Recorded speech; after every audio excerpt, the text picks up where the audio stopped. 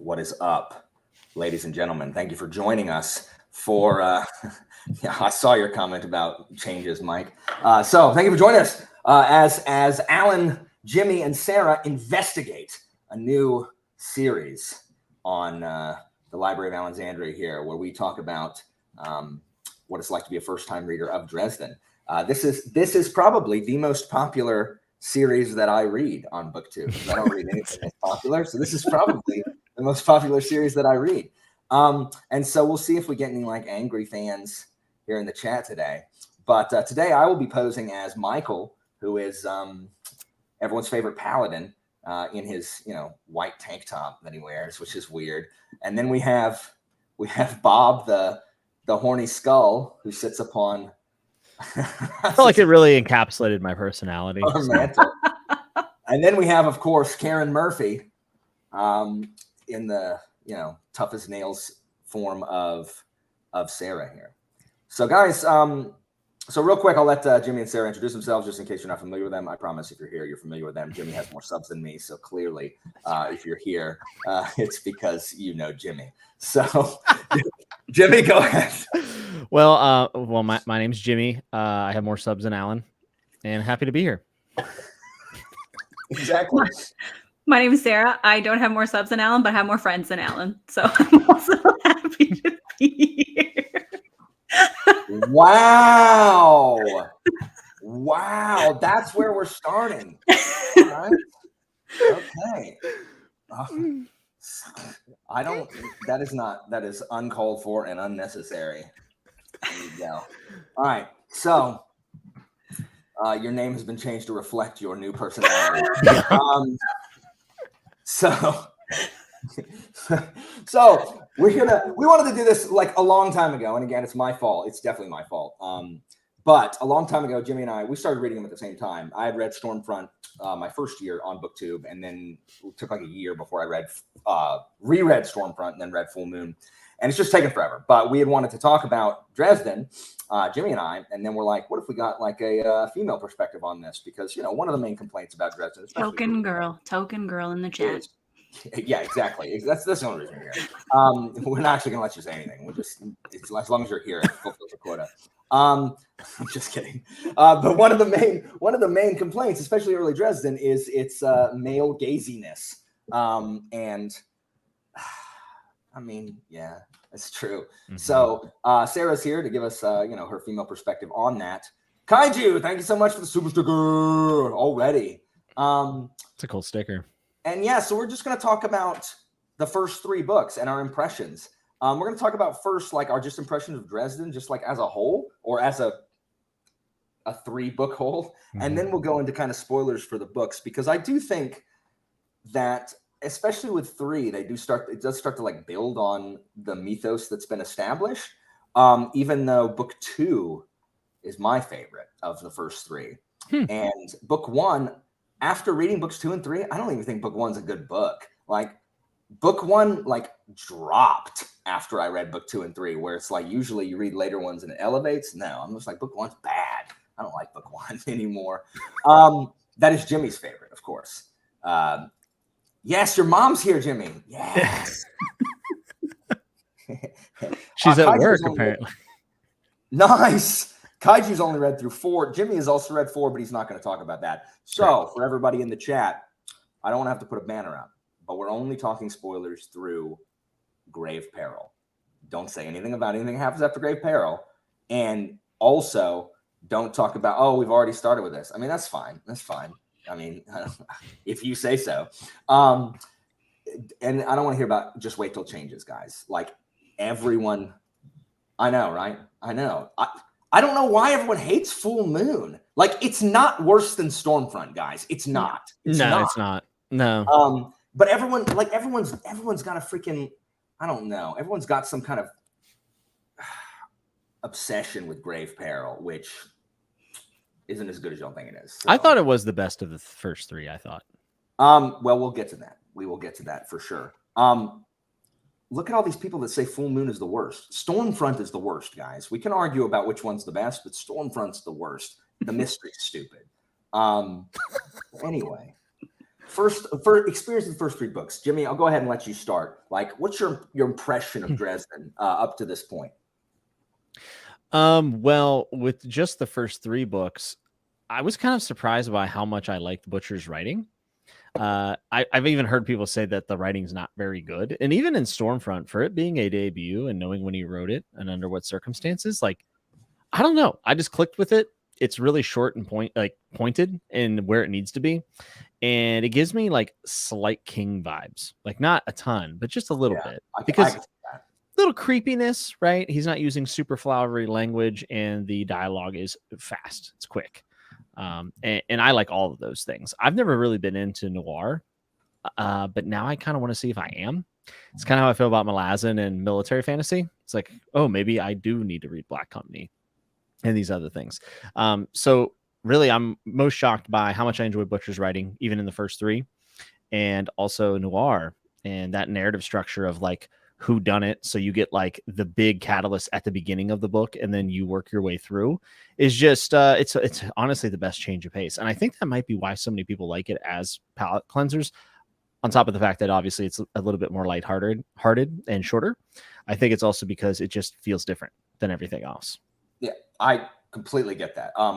They're short and they read very quickly. I don't like, if people are going to trash Butcher's writing, I don't really understand that, because I think it does what it needs to do. I think it's very, very reminiscent of classic noir novels. I, unlike you, Jimmy, was already a huge fan of noir, which is why I think a lot of people who don't like the series, like the stuff that bothers them, doesn't bother me, because it uses a lot of the noir tropes.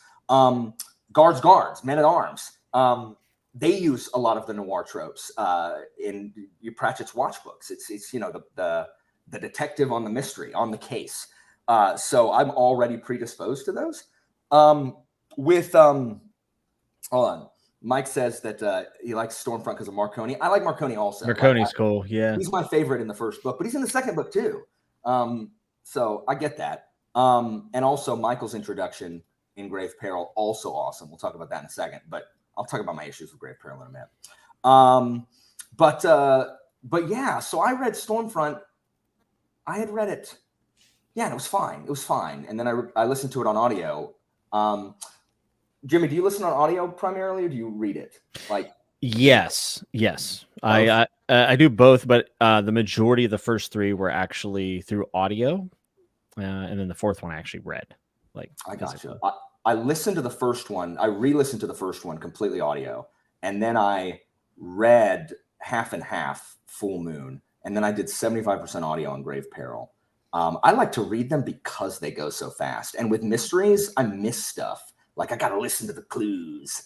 So, Sarah, what about you? You just started your Dresden journey this year, right? And you're finished.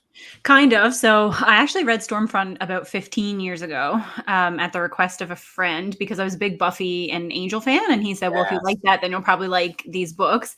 And I hated Stormfront. I'm pretty I was like, I can't believe you recommended this to me. This is probably one of the worst books that I've ever read. And I was like, absolutely not. Am I continuing on with this series?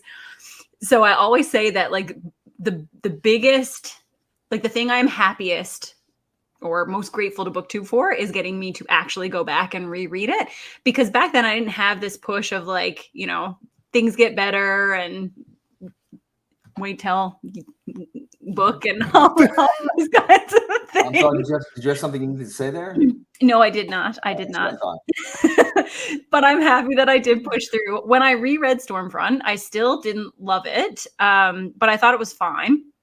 I was also a lot more fiery about certain things when I was younger, which I have like mellowed out a little bit with as I have aged. So there were certain things that really bothered me about Harry in particular when I was young, when I was 20, as opposed to now.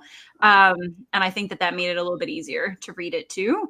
But I'm going to try, because I have finished them all, to give my impressions, like what I thought when I had only read 3 of them. So like if you've watched videos that I've put up and I have said things that like completely contradict what I say in this video, it's just because I'm trying to like remember my headspace from the first 3. Because there are things that even when I had finished like the first 7 books, which I looked at as like my first milestone, because I said I was going to give myself until number 7 to see if I was going to keep going.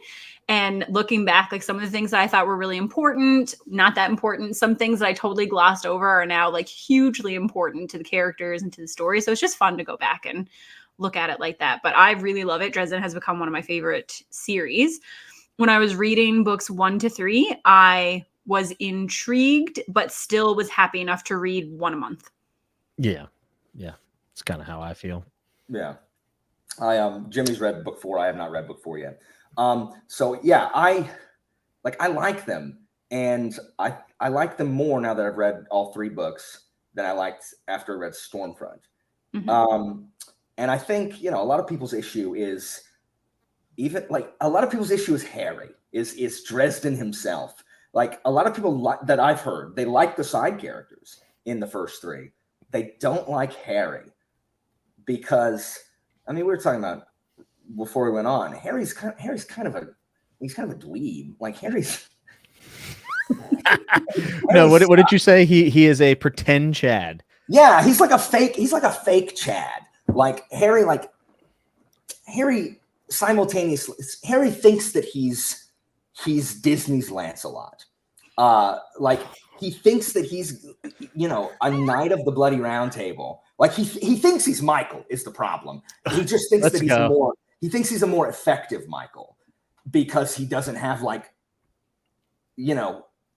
his religion standing in the way, except that Harry constantly has his own morals standing in the way. So it's like, Harry, you're just a less good Michael. Like you're like great value brand Michael. Except that you're a wizard who, and Michael has an awesome sword. So he can fight close quarters and you can't, except when you can and you blow everything up. Like it's a good thing he has magic because he's the protagonist and the magic can do what he needs it to do at the time he needs it to do it, as if you've read Grave Peril. So hold on. What do y'all think about Harry Dresden in these first 3 books? Yeah, I mean, I'm definitely more interested about the things going on around Harry rather than Harry himself. Yeah. I do find myself feeling sympathetic for him in a lot of cases, though, while also wanting to slap him at times, which is good, right? Because I'm actually feeling something. It's not that I feel like he's an inactive protagonist or he's passive. He's very much active and always getting jumped from behind, it seems. He's always just getting attacked. It's crazy. What a terrible life. That's a noir trope, though. Certainly. It's all over it. The hard-boiled detective is always being jumped. Like every time, I walked down the alley, Murph went the other way and I hear a rattle behind the dumpster. I'm like, there we go. It's over. But yeah, I mean, Harry is even at times kind of annoying. But I think he's a good character. I think he clearly is crafted in a way that exactly where he stands and everything. And he even has blind spots that we get to see. And some of it's intentional, I think. Mm-hmm. So. Yeah, and I like Harry too. I don't dislike Harry. I just like everyone else more. Yeah, he's just I don't like Bianca. I don't like Carmichael. I don't like Morgan. I'll talk about him in a second. So, and I also don't like Bob. How dare you? Sorry, Jimmy. I'm right here. Bob's that character you hate in every anime. The old pervert character. The wise old pervert. Guys, I'm right here. On in the text, it's stuff like this that I like, but I'm just this is so dumb. When Harry I think it's in book 2, he threatens Bob, and it says the skull gulped with it at a throat. So you can just picture going, goop, and it's just a cartoon, goop. It's so stupid, but it fits the tone. It's not out of place. It fits this kind of almost hokey tone that especially the first 2 kind of have, even though it's really dumb. And that happens a lot with Bob. When dealing with the skull, it has him do cartoon crap, even though he's a skull. Sarah, your thoughts on Harry? Harry's fine. In the first 3 books, I think initially it's easy to forget how young he is at the beginning of the series, because when we think of Noir, we think of like that grizzled old detective. But at the beginning of this series, he is in his early 20s and has had a very tumultuous life so far. But he is a dweeb, definitely. I think Jim Butcher's probably a bit of a dweeb too, and proud of it.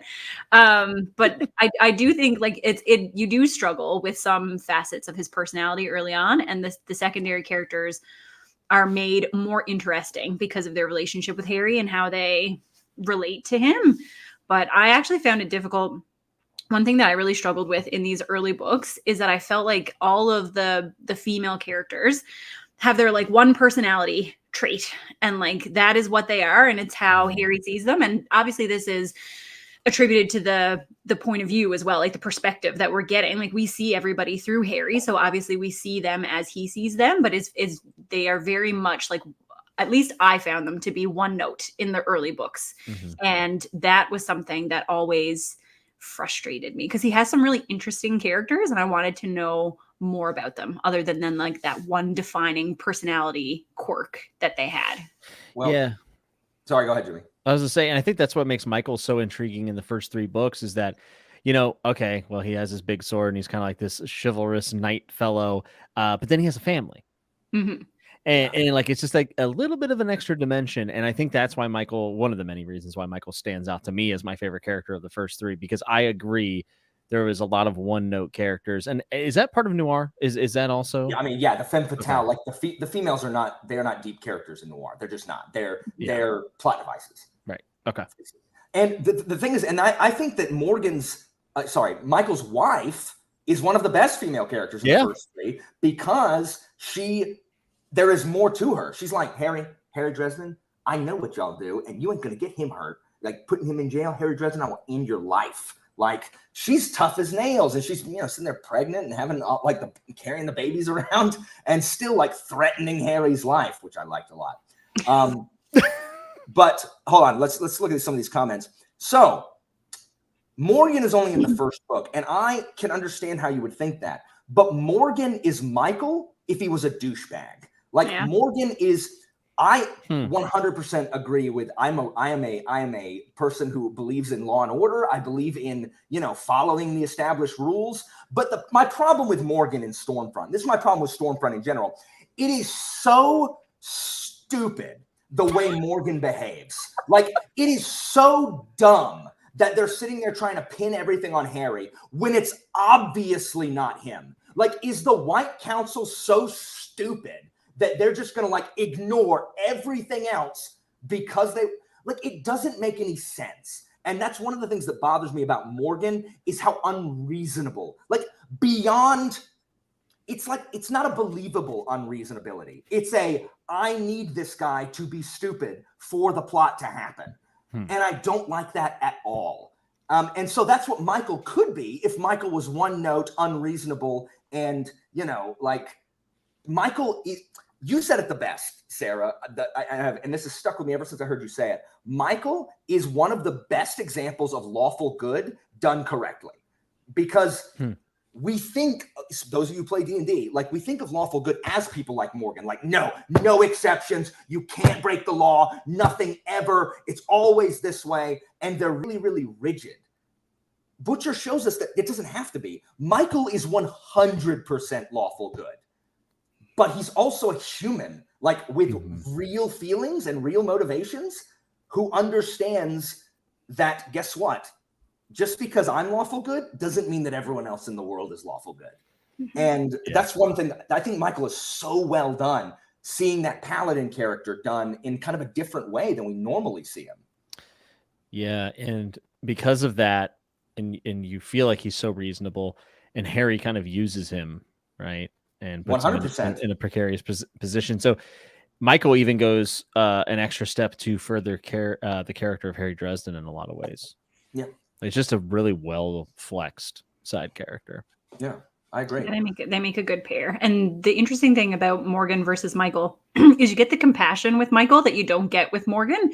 Like Morgan is rigid but unforgiving, whereas Michael's entire personality is is built around forgiveness and that idea that forgiveness is possible. So it's just too like it's you can have that same adherence to a rigid structure or a higher order, but it just comes across in two totally different ways.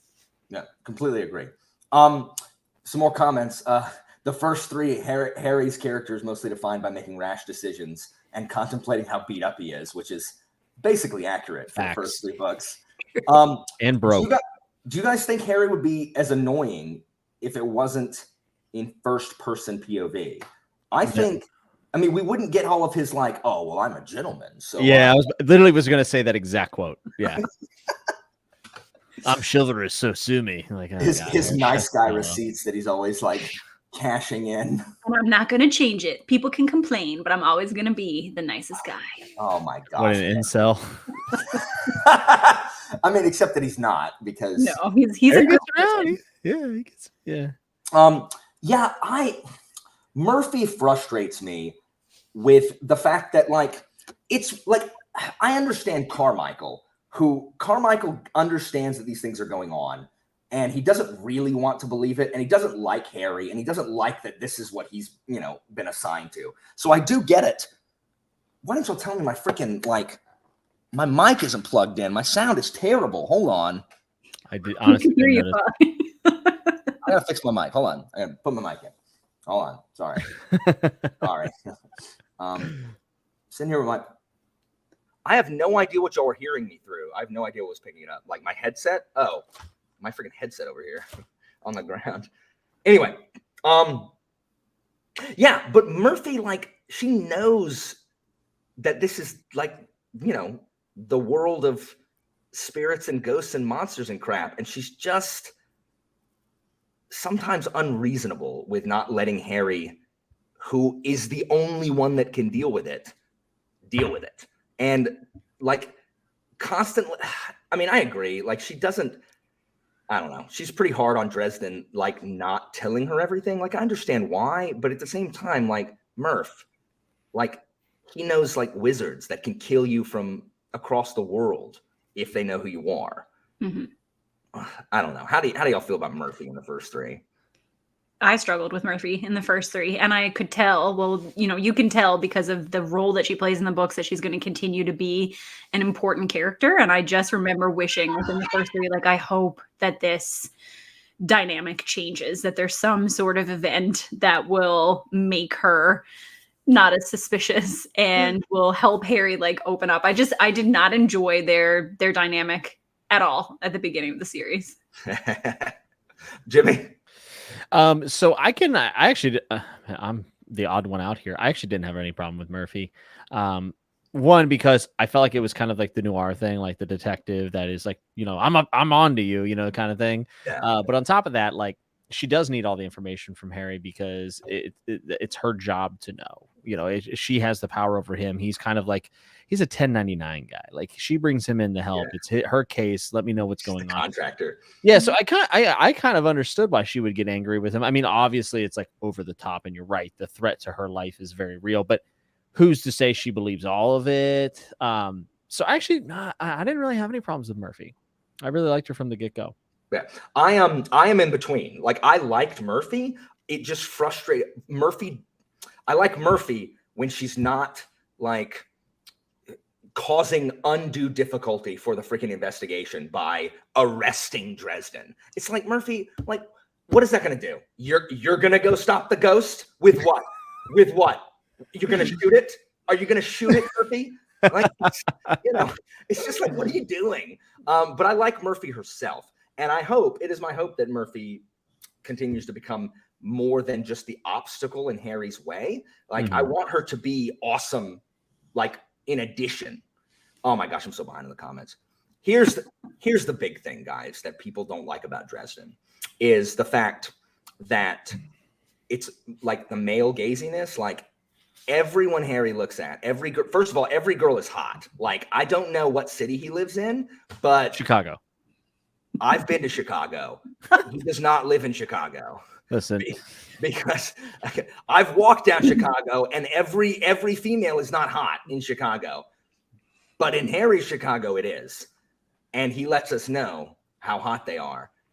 My biggest problem with book 2, because book 2, again, is my favorite of the first 3. There are so many naked people in book 2. It's like Jim Butcher was like, I wonder if I can make 90% of the characters naked 90% of the time in this book. And that's what he does. Everyone's freaking naked. And I know what all the women's bodies look like because Harry is sure to tell me, while also asserting he's a gentleman.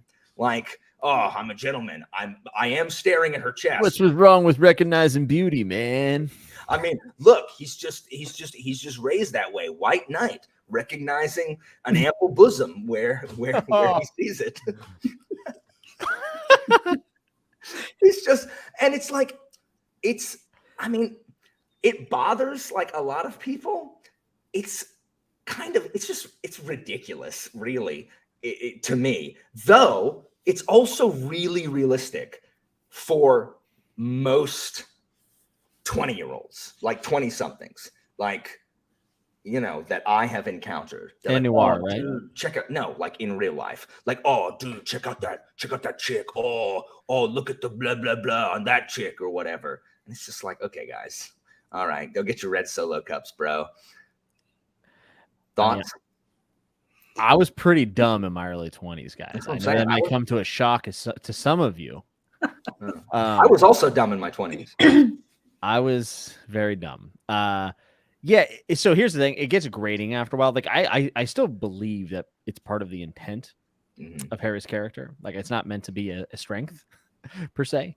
But with that said, sometimes it did get on my nerves. Just because one too many times to the well kind of thing. Yeah. And yeah, I don't hate it, but honestly, it's the only thing that is more hyped up than changes is how much male gaziness there is in the series. Like those are the only 2 things that anyone ever says about Dresden. So like, I kind of just took it for price of entry. Like it was like, if it bothers me so much, I'll put it down. And if not, we'll see what happens. One thing I will say, I had some people tell me it gets better. I think it got worse. In Summer Night? No. In the first 3, like even in the first 3, like I felt like it actually started getting leaned into a little bit more. Oh, really? In the third one, because I think the third one was the first time where I like kind of got annoyed and like just stopped for the day. I was like, geez, like come on, you know. But at the end of the day, there's a ton of books that have male gaziness, especially in the fantasy genre. Oh yeah. We read Emperor's Blades, sadly.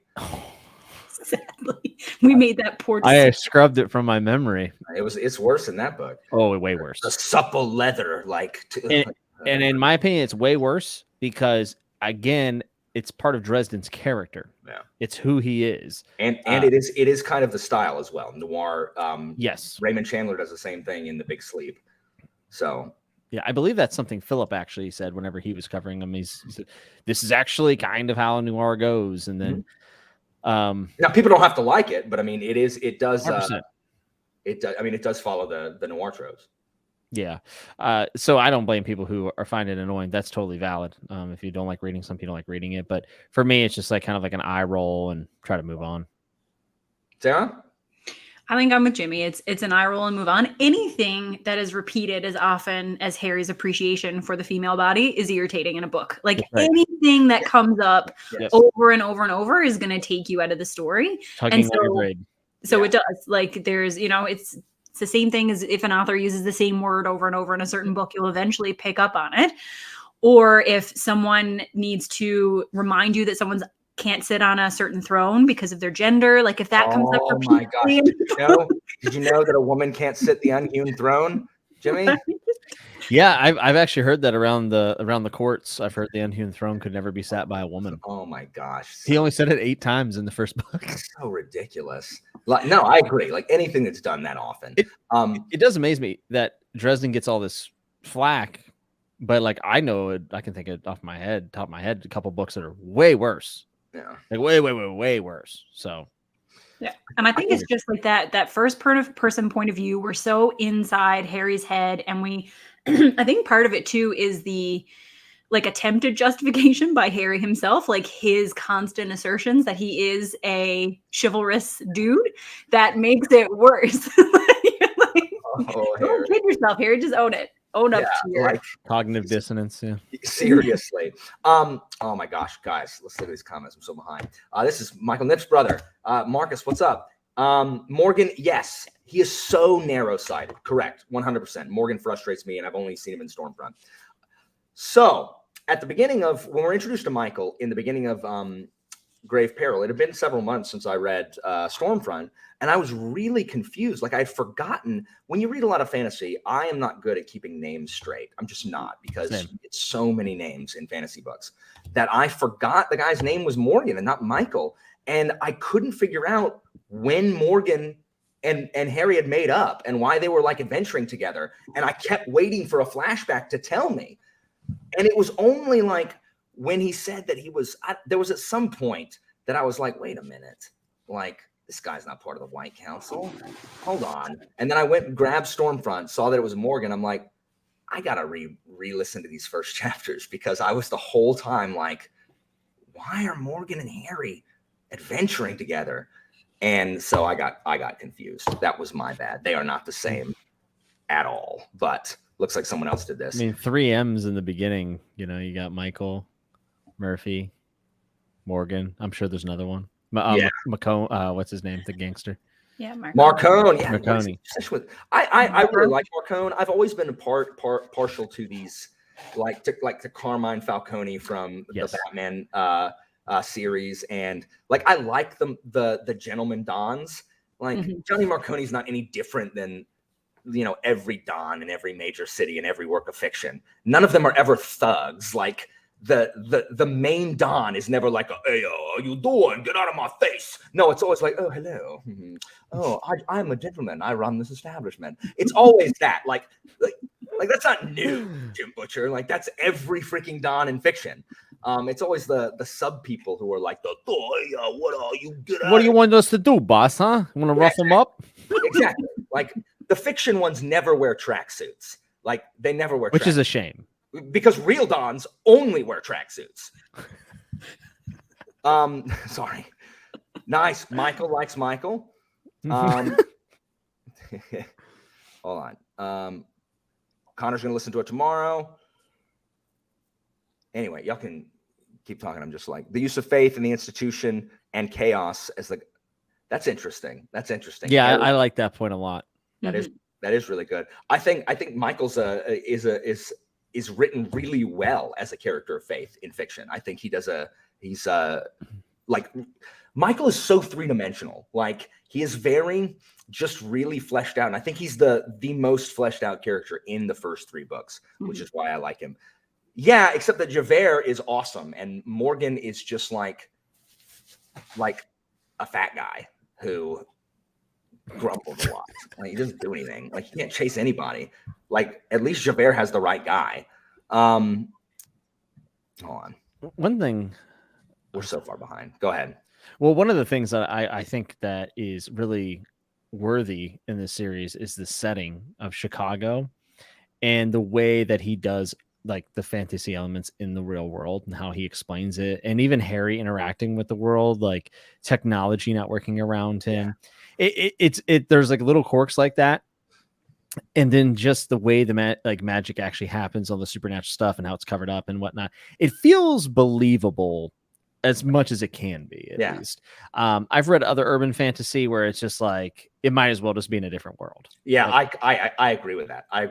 The technology not working around Dresden, that's a little like, it doesn't until it does. Like, like, how much technology are we really around? Anything after World War II. Exactly. Like, seriously, like, Harry interacts with technology all the time that works just fine until he needs it to not work, and then it's like, oh, my wizarding powers like messed up. I kind of love it. Like, it's kind of cheesy. No, I know, it's part of the shtick. It's like, good.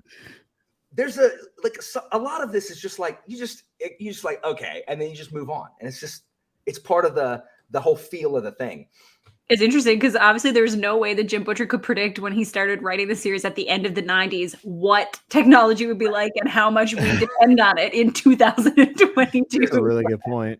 Seriously. If he had saw that coming, he wouldn't be writing books. He'd be a millionaire. I know, right? And he certainly would have changed that particular aspect of Dresden. Although it helps him out a little bit though, because now like the things that we can do in terms of investigation, you know, in this era versus like the early 2000s, late 90s, like that technology has come a long way. So having it established from the beginning that it doesn't work for Harry also kind of works in his favor, because there would be a lot of plot holes in later books if he was able to use certain technology without running the risk of there being problems. Yeah, and that's always like one of the things fantasy authors even talk about, like with progressing their series and whatnot. If you introduce too many things, like good luck spending half the book explaining things away. So it's definitely a bit of a hand wave thing, but I really enjoy it. Like even the phone crackles and stupid. I don't know. Every time he does it, I just laugh. And Bob is like the culmination of like everything dumb. It's just like, what are you, Bob? You're a skull, except that you can be relieved, you can be let out of your skull to go investigate crap as some kind of sororities, spirit, which is just go to sorority parties and invade the panty drawer. Erotica. Yeah, so ridiculous. It's just like he's freaking. Do you know who's in the skull? Freaking Jim Belushi. Or John Belushi. Sorry, John Belushi from Animal House. That's a good one. Is in the skull, and all Bob wants to do is penny raid. And I just think of Master Roshi from Dragon Ball Z. Just like this perverted old man. Just being phenomenal reference. This little skull. This is why Sarah's the goat. And then the freaking fairy who's like, his name is Toot Toot. Stupid name. Toot Toot. Cold will sign off if we start ragging on Toot Toot. His name is Toot Toot. Joanna asks, should she read this series? It depends. Do you like mysteries? Do you like noir? And do you like urban fantasy? And can you if get through two of three of those is no, then no. Also, Joanna, I would say this: if I don't think you're super into audiobooks, these are good ones to start out on. Like if you want to try to get some audio in, very good one to start out on. Though the production quality does jump, because like at the beginning, there's a lot of like hearing James Marsters swallow. Yeah, I don't like that at all. And I know that this is not a popular opinion. I do think Marster's a really good narrator, and I like the way he does his sighing and stuff. Like it matches the tone of the book. However, the mouth sounds are disgusting to me. Like they will end. So that is only for the first couple. I'm assuming once they got like better recording equipment. Yeah, it was rough. Yeah. Rupert, answer me this. Did Jean Valjean, did he or did he not steal the bread and then try to escape? Spoilers, bro. That's all I gotta say. Spoilers, bro. That's all I gotta say. Hold on. What did y'all think of the show? Have you seen the show, Sarah? I have not, but funny enough, I got my dad to read the series, and now he's at the last book as well. And he knew what it was when I told him to read it, because he was like, "Oh yeah, that show that I watched on, I don't know if it was on like Sci-Fi or whatever, released it." He's like, "Yeah, I watched that like a bunch of, however many years ago." I was like, "I'm pretty sure the books are a lot different." But no, I have not seen the show. I should probably watch. We should watch the first episode and then talk about it. That'd be fun. I did also give this to my dad, so that's an interesting thing. People like to give Dresden to their fathers. There we go. So Father's Day's coming up, guys. There you go. Let's talk about the individual books. Okay. And their strengths and weaknesses. So Stormfront for me is the weakest because the mystery is stupid, and the fact that so we're talking about spoilers for the first three books, guys. So if you haven't read them, sorry. I'll give people a chance to leave now that I've said that. The first book, like the mystery is dumb, and the fact that it's powered by like orgies power up the spell and the storm. It's stupid. Well, clearly, you've never been in an orgy. I mean, a lot of raw energy in an orgy. There's a lot of magic happening. It's stupid. Like I don't like it. Like I like the best part of the book is Dresden blowing up Marcone's club. Like that's the coolest part. The whole counter sorcerer or whatever that has this power but doesn't use it on Dresden. And yeah, okay, the storm's not here. Whatever. Like if he can make the freaking scorpion, like it doesn't work. There are so many loopholes where the guy could have killed Dresden any time along the way. Like it doesn't work as well for me as the plot of book 2. So let me defend book 2 for the people here who trash it. Yeah, there's a lot of naked people because they're werewolves. I get it. I understand that. Like, I didn't say that it wasn't justified. I just said there's a bunch of naked people in it. I really like Butcher like delving into the lycanthrope lore with the different kinds of werewolves that we had. Yeah, that was cool. And I thought the Loup Garou, and I listened to half of this. I thought it was so well done. Like, I was afraid of the Loup Garou, and just how unstoppable it was. The scene in the police, like in the police station, is genuinely creepy. Like, that is a frightening. If you picture what's happening, that is one of the scariest moments in early Dresden. Yeah. Oh, I just like, and I loved that. That as the big bad, and the guy who doesn't even want to be a Loup Garou. He's just cursed to do it. And then, Marcone them being involved with Marcone, and, Harry telling him to shut up, and them all getting thrown in the pit or whatever. I just really liked it. I really liked this one because of the werewolves. I like the werewolves better than the vampires, and that's the problem. Is book 3 for me it started dealing with ghosts. Yeah.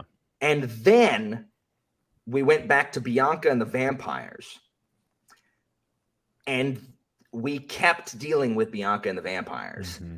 And every time I thought they were going to leave Bianca's house, they ended up back at Bianca's house. And then they left and they went back to Bianca's house. And I don't understand why they were in the house for so freaking long. And I also don't. It's also like they got Susan. Like, I cheered. When Butcher had the stones to kill Susan, I was like, yes. And then he undid it. He walked it back because I guess he was too chicken to go for it. I don't know how she survived, considering there were too many vampires. Like, but what's more painful for Harry, I guess? Like, is it losing her that way, or her, like, what happened to her? I mean, that's fine, but you need to set it up to where that's a believable outcome, instead of like, oh, we're watching her getting eaten by these vampires, like she's gone. Instead, they're like, oh no, they kept her alive. Like, Grave Peril lasted too long for me, and I realize it's doing a lot of world building, but I stopped caring about Bianca and the Red Council and the Red Court and the White Council. The Red Court and then the Black Court. Yeah. Right. Yeah. And then is the White Council different than the White Court, or are those two different things? Those are two different things. Yeah, the White Council has Morgan. Morgan's on it, right? You gotta name stuff different. I did have I have trouble tracking it. One, because I'm doing audio for a lot of it. Which someone actually asked in the chat, are any of us planning on reading these? And actually, after book 4, I read more of book 4 than listened to it. I actually enjoyed it more, and I wonder if that had something to do with it. Yeah. But yeah, I have trouble too, Alan, with keeping the names. Like White Court and White Council are two different things. Like, come on, man, name it something different. So all of the vampire lore building and the fact that they're now the White Council is now at war with the vampires, even though Harry's not part of the White Council, as Morgan told us very clearly in book 1. So how is Harry causing, like, did Harry essentially assassinate Archduke Ferdinand and start World War V? Like, I don't care is the problem. Like, Bianca, like, it felt like Return of the King, where it ended like 3 different times. Whoa. Listen, you're not going to slander. I'm not slandering Return of the King, but Return of the King has 3 different endings. And they're all great. I didn't say they weren't. All right. I'm just saying it felt like the book kept ending. It just lasted longer than my attention span had for it, because, and also the huge reveal where they're all like, it's not the demon, it's the sorcerer that we've been talking about that is irrelevant to everything else. And I'm like, yes. How are you a police detective? Of course it's that person. There are incompetents in every job. That's true. No, but Harry didn't know it either. It's like, of course it's that guy. Why are y'all stupid? Like, this is not a surprise to me. And Anyway, I am not saying that Grave Peril was bad. I enjoyed Grave Peril. I really liked. I liked that they were setting up something larger. I like Thomas, who is just, I guess, Vampire Hunter D or something, or he's freaking Oberon. Like, he's just, I guess, fancy fairy. I like Thomas. His human thrall. Like, I like Thomas. I like Michael. I like Murphy, and I even like Bob in this one. But then you have the stuff with his freaking godmother that comes out of nowhere and that is not resolved at all. She's just there as the Deus Ex Machina when they need it. And so there was too much going on in Grave Peril for me, for it to be my favorite one. Now, I liked it. I did like Grave Peril. I like it way more than Stormfront. But I like Full Moon better, I think, because there's less going on. It's more focused. Now, y'all can yell at me if you, in the comments as y'all need to, and I'll highlight those as I let one of these two esteemed people talk about the first 3 books. I'll go, Jimmy. You're just waiting there, so I'll do it. I also think Stormfront is the weakest. I think it's the weakest of all of them. And I agree. I did not like the mystery. I also just found like the characters flatter in Stormfront. And I guess it's because we're just being introduced to everybody. So we're getting their role, but we're not really getting to know a lot about them. And one thing that I do like about Dresden is how it builds with each book. So I wouldn't necessarily say that I like each one more than the one previous, because there are some standout books throughout the series. But I think overall, it just becomes more immersive the further along you go. Grave Peril was my favorite because I do like the vampires. I liked the vampire court. And I did like the introduction of some characters that we get. Like Michael shows up in Grave Peril, which is a big point in his favor. I really liked Thomas. I like it when we get characters who are villains, but for some reason are being helpful, or there's some reason that they have to team up with the main character. So that was interesting from Thomas's point of view. Full Moon, I actually do like. The complaint that I've heard a lot is people say there are too many werewolves. I like werewolves. I don't, I think that their lore, like you said, people say there are too many werewolves, but not too many vampires in freaking Grave Peril. There's a bias. Clearly. I don't like vampires. I have a anti-vampire bias in general. So sorry, all the vampires in the chat. All the goth kids, I apologize. I think out of all of the monsters, werewolves, like in general, like not counting Dresden, because my feelings on different creatures change as the story goes along. But like going into Dresden, like first 3 books, werewolves would have been my favorite of those 3 as well. I'm not a huge vampire fan, and I really dislike fairies in almost every story that I read. Agreed on that. Yeah. I like lycanthropes. Like, they were always one of my favorite things to use in like D&D and stuff. So I love lycanthropy. Yeah, but the world building, I liked the world building in Grave Peril. There's a lot of key information that you get. And one thing that I really liked that was a big moment was the ending where Harry does use that big spell and he's unsure, like, who did he kill? What did he kill? And we see him lose control for the first time. And I thought when I read that part, I was like, okay, this is going to be a catalyst for Harry's character development, and this is going to have a big impact on him. And that was one of the reasons that I liked Grave Peril as well, because the stakes seemed like they were higher for the first time, because Harry always manages to like finagle his way out of things. And you know that he's good at heart and he does the right thing. But in that situation, he did the wrong thing for emotional reasons. And I was thinking that that was going to play out as we continued on with the series. And I was interested to see where that was going to go. Gotcha. Yeah, that's a good point. And yeah, I know that like the sex for power thing is real. I just don't like it. I think I don't like it. It's just like, whatever. Jimmy? So for me, and this goes for all 3 books, Butcher is phenomenal at hooking. Like he can start a book. Like, oh my goodness. Yeah. And part of it is the noir structure of the story. But just in general, he opens up books with phenomenal lines. He really introduces like whatever's about to happen. Like, I just think he does a great job of opening up his story. He's very strong with the hook. All 3 in the middle just kind of lost me. Like all 3. Not to the point where I DNF'd or I didn't want to read anymore, but I was just kind of like, all right, well, let's wrap this up, and so I can get to the next beginning of the next book. And then at the ending, I thought they were, I mean, one doesn't have a very good ending, but the one thing that's nice about book 1 in Stormfront is that it ends. Like, it's up, down, it's over. You know what I'm saying? Like, it doesn't stick around too much. I thought Full Moon and Grave Peril both, for me, they were short books. They didn't feel very short. I can see that. Yeah, Full Moon probably dragged on longer than it needed to also, mostly because of the different factions of werewolves.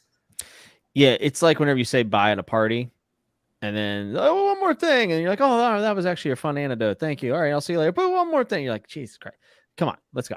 So that's kind of how I felt, especially I actually felt that a little bit more in Full Moon than I did Grave Peril. The thing I liked about Grave Peril is I actually like Harry's godmother, right? Is that the appropriate term? Godmother. Fairies and vampires all floating around my head. I like that. I like the mystery of what happened to Harry's parents and Harry's past. I like that the White Council kind of gave Harry a chance after committing murder against Justin. Was it Justin? Is that right? Yeah. I think it's his name. So this is the thing that I find interesting about the story in general. Apart from the fact that, like, you know, the case thing can be kind of fun.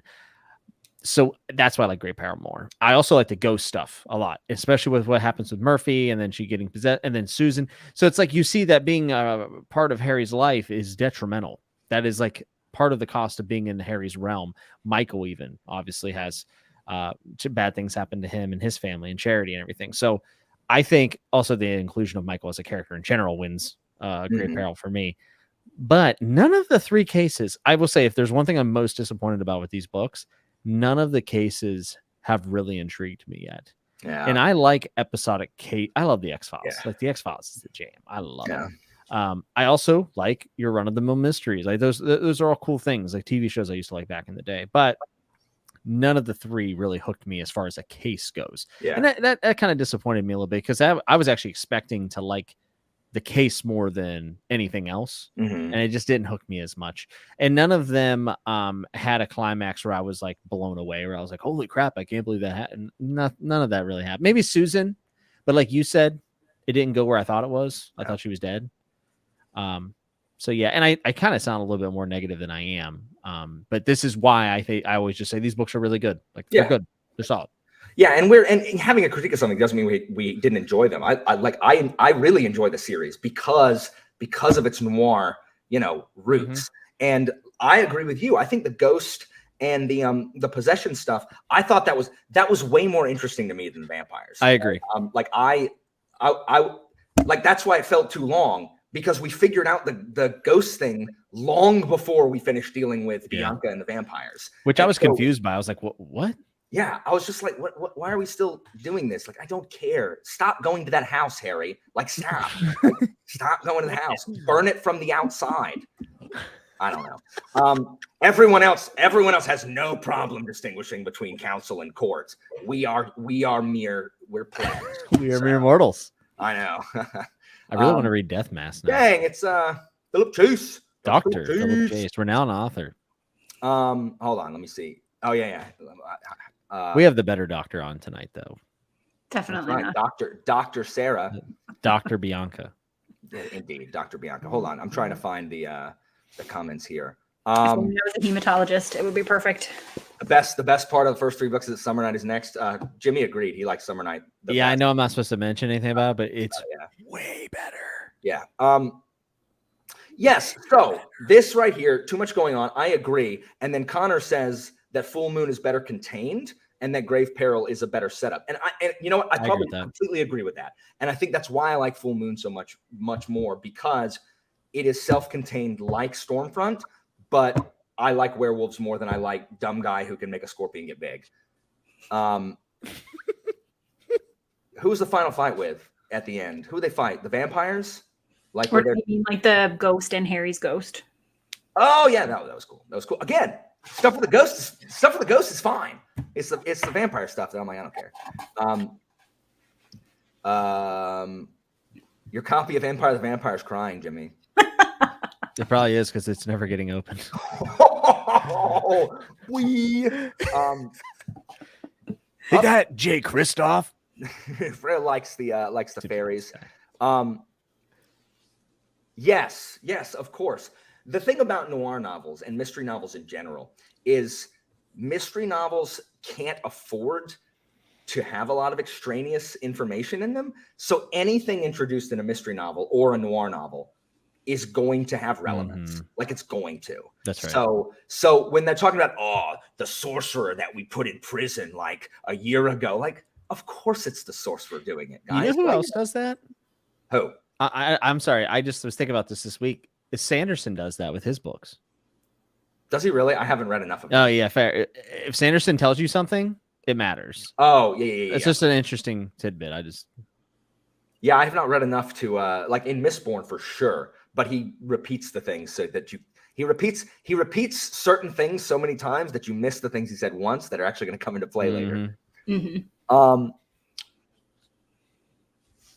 The case that Michael and Harry worked, it sounds vaguely like, yeah, that's the sorcerer that they captured.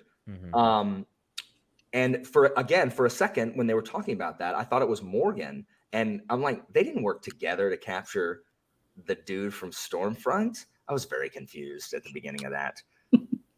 Jimmy off the top rope with some excellent writing analysis. The Bucktown beatdown, boy. Right. Connor says book 5 has a great case. I might start it. It's true. And some great characters are introduced in book 5. Some good villains. Philip also says that book 4 is a step up. Yeah, you know what it is? Summer Night feels like a proper fantasy novel, like where it's like the stakes are much bigger. Like, yeah. I'll be very curious how you like it, Alan. Very curious. Yeah, I'm hoping to read it this month in June, but I'm, again, so behind on freaking everything. Like, I'm just so bleeding behind. The good news is it's quick. Yeah, well, when I finish Sharp on audio, I may just throw Summer Night on audio. It's a good idea. And just like, because if I listen to audio when I'm driving and like, you know, doing chores, and then I just read it, I can probably get it done really quickly. Yeah. So I'm hoping to read it, and then after we do, what's the 6th? What's next? Is Death Mask or Blood Death Rites? Mask? Okay, and then Blood Rites is 6. Okay. Blood Rites is 6. I actually don't have 6 right now. I need to order it. I have up to Blood Rites. Yeah, so I have the first 6. I need to get the and that beautiful tall mass market paperback.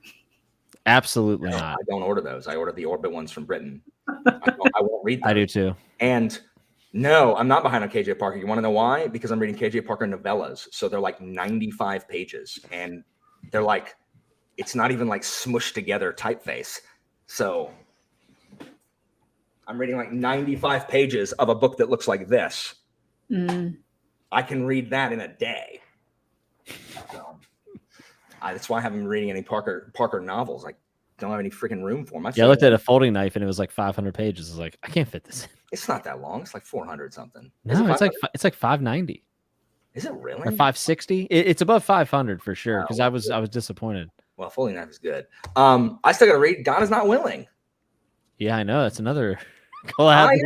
I know, dude. We were gonna do it in March. Dude, I freaking know. I'm running a read along on my channel, and it's June. They've started book 2. I haven't started book 1. But haven't you read them already? I mean, yes, but not enough to where I could. I mean, not enough to where it's going to be obvious that I haven't reread it on a live. Like, oh yeah, I love Janice. Like, I remember that. So you're telling me we're going to do the next Dresden chat in 2023? Shut up. Shut up. Shut up. It's not enough time. This is why Jimmy won't read books with you. He doesn't trust that you're going to read them. That's not true. Jimmy reads them too fast. Like, Jimmy reads them faster than a reasonable human being reads them. He reads them too fast. Yeah, I'm going to work on it. Oh yeah, do you have the shorts? Have y'all read the short stories? Or do you have the short stories? Because I know, isn't there one of the short stories between books 3 and 4? I read only the short stories that people told me I had to, that would give me details for the final books. I have not read all of them. Gotcha. Interesting. I honestly wasn't even planning on reading them really until I'm a pretty big fan of like novellas or short stories after, like when I miss something. Gotcha. That's what I was going to do, but gotcha. Not like I'm close to being caught up. Well, I mean, I like the series enough to keep continuing. I know I do understand why some people don't like it. There's only X amount of time to read stuff, but like, despite anything that I say about them, I like noir novels, and I always have. So, like, they're short, and they go quickly. And so I'm going to keep reading them regardless, especially if they get better. I'm going to be interested to see as they become more serial and less, standalone. I'm interested to see for sure. And I'm interested to see how long I can go without someone spoiling something for me, especially if we keep having these chats. I already had one thing spoiled for me. Please don't spread the love, man. Yeah, bum me out. Don't share the love. I don't know, guys, don't spoil crap for us. Like, I know y'all are excited, like, that we're reading it, but don't spoil stuff. Like, that just makes it not fun. It makes us not want to talk about it. I think everybody's been okay here, so, which is we got the good people here. Not you 93 people. Yeah, exactly. Exactly. Sarah, can I ask you something? I would love to know, from your opinion, what is Butcher's biggest improvement throughout the series? Like, what's the one thing where you're like, you undeniably that you feel like he gets better at or comes into his own for? For me, the thing that I appreciated the most was the fact that he took his like secondary characters who were interesting and made them into fully realized people that you care about and you don't want to see get hurt, and you know about them and their whole lives. And there are certain characters that I think grew a lot over the course of the series, Harry included. But for me, the secondary characters, like in the beginning, I was like, these are a fun bunch of characters that he has kind of like thrown together using like various tropes or personality traits that, you know, clearly are rooted in the noir genre. But by the time you get all the way through the series, they feel more like Michael does at the beginning of Grave Peril. Like they feel very real. They feel very fleshed out. And I think that was the biggest improvement. I think that one thing I really appreciated, having read the whole series, is that there were complaints that I had as I was going through. When I look back in reflection, I'm like, it's actually very impressive that Jim Butcher allowed me to think things that were really negative in some books, me believing that he did not know what was happening or that things were just happening for plot reasons and it made no sense. And then when I had the context of the whole series, I look back and I'm like, wow, he actually did know what was happening back here. And these things do make more sense. Now, that's not to say that every plot hole is going to be filled and every plot convenience is going to be explained, because there are plot conveniences all the way up to the end, but I just take them as a part of this genre. And I forgive them way easier than I would for a fantasy of a different type. But I am very impressed by the level of detail and the small things that I did not pick up on and that make a lot more sense once you get to the end. So I just find him to be a really impressive author overall. Yeah. Like I'm going to call every plot convenience stupid. Every time I see it, I'm like, that's so dumb. Like, really? But again, that's noir. And I'm a huge fan of Buffy and Angel. Yeah. And that's every episode of Buffy and Angel. Buffy's so good. You know, it's every episode of most TV, you know, that you watch. Like, you just accept it. And like you said, it's not trying to be an epic fantasy where where that's kind of less forgivable. It's a noir novel, you know, it's a detective novel. And there's no, like, every mystery relies on plot conveniences. The detective always stumbles across something at the right time. You know, that's just part of what it is, part of the genre. So, or the genre. So even Carmichael, I liked Carmichael in book 2. He took a turn before he bit it that I didn't think he was going to take. Like, I thought he was just going to be the guy that's like, oh no, get out of here, Dresden. Oh, we can't, like, that guy's a quack, like, the whole time. But in book 2, he's like, okay, like, Dresden, are you going to get us out of this? Like, because like there are werewolves that are going to kill us. What can I do? And also, can you please stop them from killing all of us? You know, and then he dies. And I'm like, I guess we're going to kill Carmichael. Okay. Carmichael bit the dust. Yeah, I know. But I mean, even he was different than what I thought he was going to be from book 1. One thing that did change a lot for me, and I don't know, I keep saying to everybody that I've been chatting with about Dresden, I don't know if I'm just brainwashed or if it actually got better, but like at the beginning of the series, I laughed a lot, but I laughed a lot because I thought things were either like dumb or ridiculous or some combination of the two.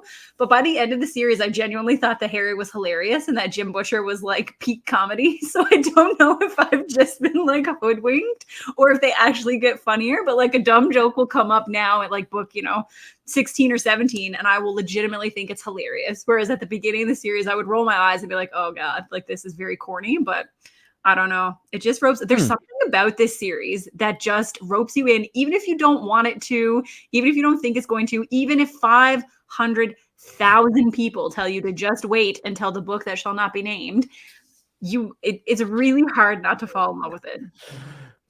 The Blue Beetle, reminds me of there's a TV show called Psych that I really, really love. And they always solve mysteries in Gus, who's a pharmaceutical rep, in his they call it the Blueberry. It's his little small bright blue car that constantly gets blown up or whatever. And so that's what it reminds me of. It gives me fond connections. I don't think the plot holes will ever bother me. I gotta be honest. For all the things that I look for in books and stuff, I'm always so impressed, Alan. Like whenever you go, this just doesn't make sense. And I think about something, I go, oh yeah, it doesn't make any sense. I'm not that person. And I don't know, I just pay attention to other things. Yeah. I mean, sometimes stuff just jumps out of me. I'm like, that's so dumb. I'm like, that is dumb. I'm like, why would someone do that? But I mean, again, like it bothers me. There are only times that it bothers me, and it doesn't bother me in Dresden. I just am always going to be like, really? Like, oh, okay. Like, I guess he all of a sudden learned how to do magic, even though it just said he can't do magic here. Like, okay, you're right. Or the Blue Beetle breaking down. Oh yeah, the Blue Beetle. Again, like everything, the technology that works until it doesn't. But it's good stuff. It's good stuff. I appreciate. I like Butcher's. I feel like watching Angel and Buffy again. I do, because it's Butcher's take on these classic, kind of fairy tales, mythologies. Like seeing his take on the werewolves, and then seeing his take on these vampires. The alphas. Yeah, the alphas. Such a good name. Yeah, and then the freaking Loup Garou, and then you have the freaking goth kids who are like not the alphas. They're like the freaking omegas. We're just like, oh, we're werewolves. Yeah, I actually found that to be quite funny. I don't think I was supposed to, but I laughed. But you did. Oh yeah, those funny. Those things were the worst. Those people were the worst. A bunch of cyclists. It's easy to relate to Dresden sometimes too, because Jim Butcher is clearly a huge nerd. Like he's a gigantic geek and he does not care. So I think there's just something about that appeals to other people who are incredibly nerdy. Like he will make the stupid pop culture jokes and he doesn't care if, they're going to be outdated in 25 years when someone reads this book. It doesn't matter. And I like that. I like that he leans into it. Yeah, I couldn't not like that as a teacher, because every year my pop culture references get more and more distant from my current students. And so, I'll make Friends references now where, 5 years ago, every student I had understood them. And now it's like, they're like, what? And I have to tell my student, I'm like, guys, if I said something that you didn't understand, I quoted something that you don't know what it's from. So just move on. Don't ask me what, like you just didn't understand the reference that I made, and let's just move on. Like, that's what happened, guys. Like, chill out. Because otherwise I'm going to stop my class every 2 seconds being like, what's that from? Shut up, kids. Have y'all read any Raymond Chandler? I read like the first handful of novels. I have not. They're old. Yeah. But like Seth said, The Big Sleep barely makes any sense. Like Noir's a feeling. It's an atmosphere and a series of tropes. The mystery itself is like, again, ambushed in every alleyway, hit with a blackjack. Yeah, I do know many pop culture references that I ordinarily wouldn't know because of stupid crap my students watch. And then Philip Chase says that I don't think Philip, pop culture is short for popular culture. So none of your references, they may be culture, but they're not pop culture. Culture. Poor Philip. Aw. What do you mean, poor Philip? Philip has more subs than like the three of us combined. For now. I mean, that's coming. Anyway, guys, any final thoughts on the first 3 books of Dresden? As we said, guys, we will be back after we read Blood Rights. and to talk about kind of where it's gone from here. Mm-hmm. But yeah, you guys have any final thoughts? I feel like every time I read a Dresden book, I want to pick up the next one more, and that's a good thing. Yeah. Who's your favorite character in the first three? Like of the first three, who's your Michael. Favorite? Michael. Sarah? Michael. Yeah, I'm gonna say Michael also. I like Michael also. Marcone. I like Marcone a lot too, but definitely gonna look at this. Colton can't wait for us to go. Oh, nice palate cleansers to like, oh my gosh, everything else is a palate cleanser for Dresden. If you say that, Alan's gonna not do that just to not do it. I'm determined to not like changes. Like I'm determined to give it 1 star. To be it's Jade Legacy level now. Legacy in the same month. I should literally have a TBR month where I'm like, I'm gonna read all of the crap that y'all like, and I'm gonna give it all 1 star. That would be amazing. See you in 24 months. Blood Rights is book 6. Like it'll happen. Like it'll be like September. Can I put these on your wheel? Like, well, does that mean you have to read them if I put them? Yeah, seriously. If you put Summer Night on the wheel, then if I get that, then I have to read. I just put changes on there, so he skips all the books between now and changes. I won't do that. I'm not bound to it like Dresden to his freaking fairy godmother. Like I didn't make an oath that we know of. Look at all these rude people. Y'all are so rude. No, that would only be if I ate Klaus. That's right. Wait till I don't like changes exactly. Now, I don't want to be difficult. People force me to be difficult. It's not me, it's you. Yeah, 100%. Do you think the lighthearted tone gives them less staying power? I think Discworld has an incredibly lighthearted tone and that has incredible staying power for me personally. I think maybe in the aspect of like what to pick to read next it does, but I never feel that when I'm reading it. Yeah. You know what I mean? I agree. I actually feel that way. Like I took a long time to finally read a Discworld book. And then when I was reading the Discworld book, I was like, this is really great. And then I've had a hard time picking up another one for some reason. It happens. These people are saying that we should have our next chat should be after book 7 because apparently Deadbeat ends the first arc. I can see that. Things change in book 8. Okay. So do you think we should have it after book 7 then, Sarah, as having finished it? I'm fine either way. I personally think there's a big jump in quality between book 6 and book 7. Book 7 for me, like even though everybody talks about changes and changes is a good book, to me, like the biggest turning point, like the biggest jump in quality was between 6 and 7. When I got to 7, from there, I wanted to read them all immediately. Like I needed to pick up the next one. It felt like a different level to me. Wow. Okay. Well, then let's do it after book 6, and then people can just be like, "Wait till our next one." And we'll be like, "Okay, guys." Okay. All right. Anyway, guys, thank you so much, Dresdenites, Harry fans, Harry Styles, Harry Dresden Styles fans, Dresdenians, Bobaholics. Bobaholics, fire bombers. That's a World War II joke right there. Anyway. Thank y'all for joining us for this discussion. And thanks for being mostly nice. Look, y'all can hate my takes all the time. It's not new. Like, I don't like anything anybody likes. And I have bad opinions because I'm autistic. So y'all go home and think about that. That should be an autistic person. Anyway, thank y'all for joining us, Jimmy and Sarah. Thank you guys for joining me in this discussion. And we will see you next time on Alan, Sarah, and Jimmy Investigates.